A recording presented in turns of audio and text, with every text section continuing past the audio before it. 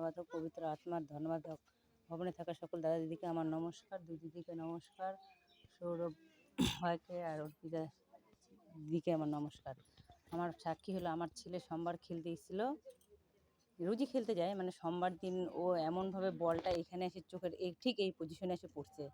এবার এইখান থেকে এই অবধি গোল হয়ে এরকম ফুলে উঠছে।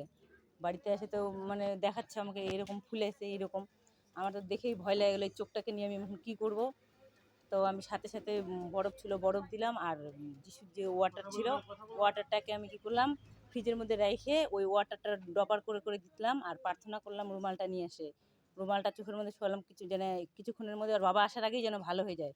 ওর বাবা দেখলেই তো মার লাগাবে, ওই অবস্থায় ওর বাবা মার লাগাবে। তারপরে আমি তো খালি প্রার্থনা করে যাচ্ছি, সন্ধ্যার থেকে ওটা দিয়ে যাচ্ছি, দিতে দিতে দিতে মানে ওর বাবা আসার আগেই চোখটা মানে যেটা ফোলাটা কমে গেলো, হালকা হালকা ফোলা ছিল আর হালকা হালকা লালটা ছিল।